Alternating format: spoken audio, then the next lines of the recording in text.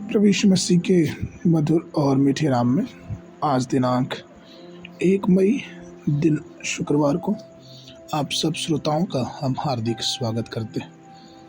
आज के दिन के लिए जो वचन है वो लिया गया है निर्गमन की पुस्तक उसका 3 अध्याय 14 पद। परमेश्वर ने मूसा से कहा, मैं जो हूँ सो हूँ। फिर उसने कहा, तो इस्राएलियों से यह कहना कि जिसका नाम मैं हूँ उसी ने मुझे तुम्हारे पास भेजा है। प्रियो, आज का विषय है वह विजय दिलाता है। इस्राएली 430 वर्षों तक मिस्र में गुलाम रहे थे। उनके पास युद्ध के लिए कोई हथियार नहीं थे।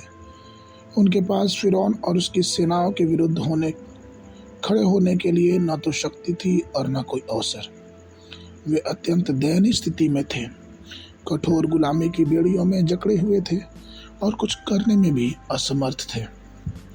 दूसरी ओर फिरौन के पास एक विशाल सेना थी और उसे सलाह देने के लिए अनेक लोग और जादूगर, और मानवीय दृष्टिकोण से देखें तो इस्राएल के पास उसका विरोध करने के लिए या फिर उनसे युद्ध करने के लिए कोई भी तरीका नहीं था।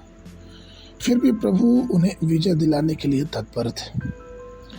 हाँ, मिस्र की गुलामी से उनकी आज़ादी, उनके मुक्ति के लिए परमेश्वर ने जो उन्हें हथियार दिया वह था उस मेमने का लहू।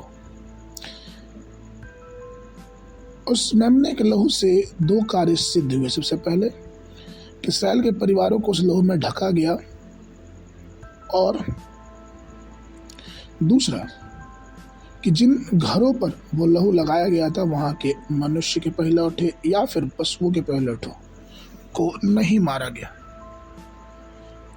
इस कारण आप ये कह सकते हैं कि उस मेमने के लहू के द्वारा एक विजय उनको मिला।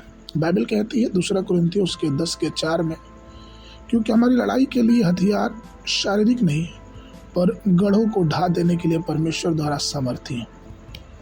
उसके बाद प्रकाशित वाक्य 12:11 वचन कहता है, और वे मेमने के लहू के कारण और अपनी गवाही के वचन के कारण उस पर जयवंत हुए, और उन्होंने अपने प्राणों को प्रिय न जाना, यहाँ तक कि मृत्यु भी सह ली। प्रियो, आज अपने विरुद्ध कौन से फिरौन आपके विरुद्ध सिर उठा रहे हैं? कौन ऐसे शैतान के चाले हैं जो आपके विरुद्ध अपने सिर को उठा रहे हैं? हमें सिर्फ एक काम करना है। हमें अपने आप को उस कलोरी क्रूस से बहते हुए लहू में ढांप लेना है, क्योंकि वह लहू हमें हर प्रकार के तीरों से अर्थात शैतान की योजनाओं से हमारी रक्षा करता है। वह लहू हमारे पाप के बंधन को तोड़ता है। वह लहू हमें सामर्थ्य से भर देता है, और वह लहू हमें अपने अनुग्रह में आगे बढ़ने में सहायता करता है। इसलिए आइए अपने जीवन को यीशु मसीह के लहू में पूर्णतः छिपा लें और हर प्रकार के पापमय जीवनों से, उसकी गुलामी से अपने आप को उस लहू के सामर्थ्य के द्वारा आज़ाद पाने पाएं।